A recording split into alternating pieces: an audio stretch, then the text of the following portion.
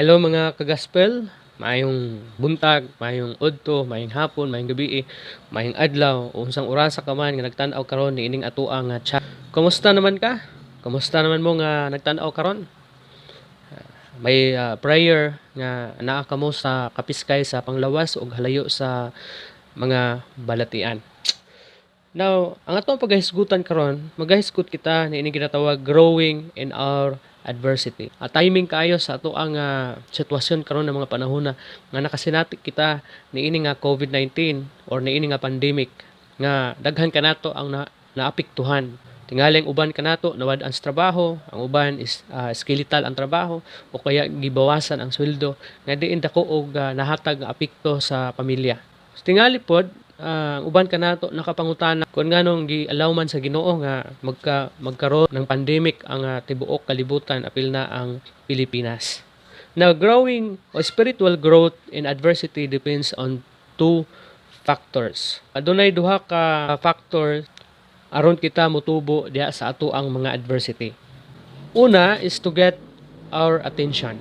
Buot sa Ginoo nga kuhaon niya ang atoang attention. Ano man, tungod kay when life is running smoothly, it's easy to ignore the Lord, but in adversity, He suddenly has our undivided attention. Dili na katingalahan na isa sa mga kinaiya sa tao na pag ayahay gani, pag nindot gani dagan sa kinabuhi, malimot na sa Ginoo.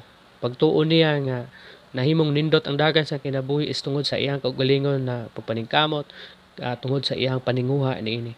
So buot sa Ginoo nga ipaubos kaniya og kuhaon ang imong attention pinaagi sa pag allow sa mga adversity diha sa imong kinabuhi. Ikaduha, to conquer pride. Nganong kinahanglan atong daugon ang garbo. Matag usa kanato nay garbo sa kinabuhi.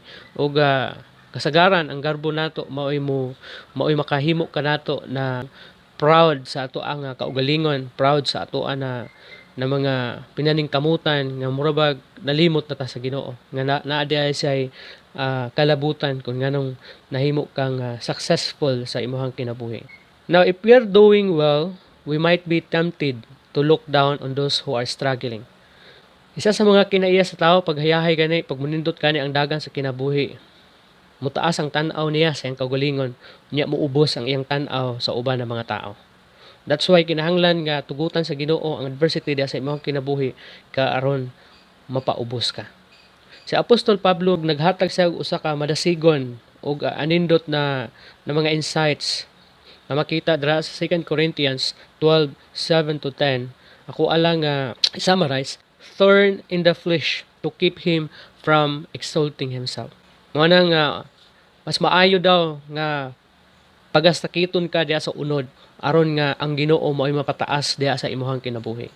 Kay kung dili mo ta makasinati og sakit, ang ato ang mapataas is ang ato ang kaugalingon. According pa ni Paul, mas maayo nga pagasakiton siya diha sa unod para ma-exalt niya ang Ginoo, mapataas niya ang ngalan sa Ginoo.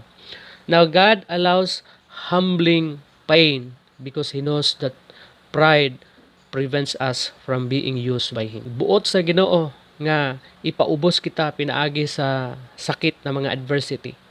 Kay kahibalo siya nga ang garbo nimo maoy makababag kanimo aron dili ka magamit sa Ginoo. Katulo, to remind us of our weakness. Buot sa Ginoo nga pahinumduman kita nga wala tay mahimo, huyang ta kung wala ang Ginoo. Na wala tay mahimo sa kaugalingon kung dili mo tabang ang Ginoo. The Lord knows how to weaken us with affliction, so we'll turn to Him for direction and strength.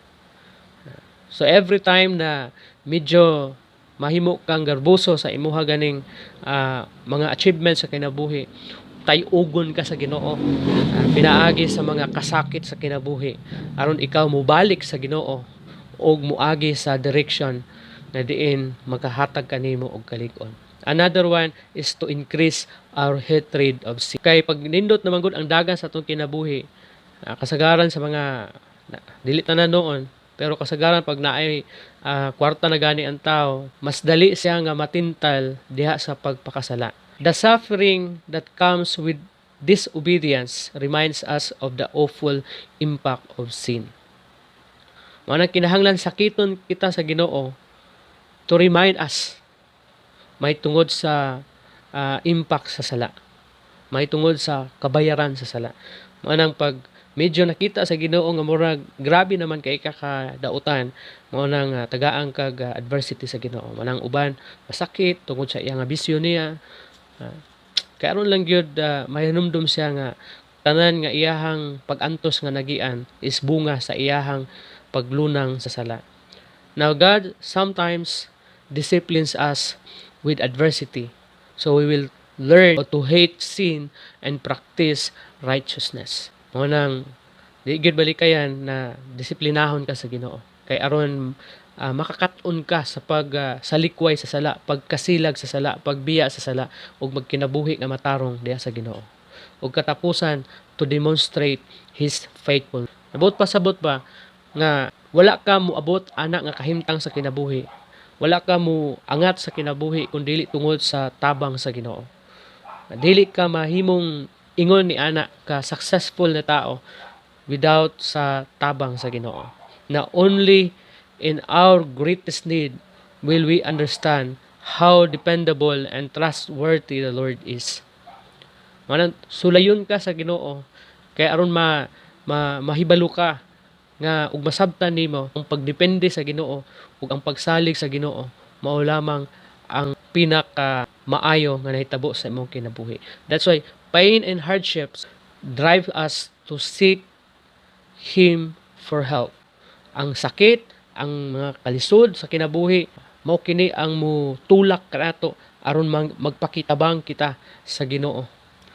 Ug taliwala sa ato ang mga pag-antos, ato unyang madiskobrehan nga ang Ginoo is matinumanon gyud sa ato ang kinabuhi.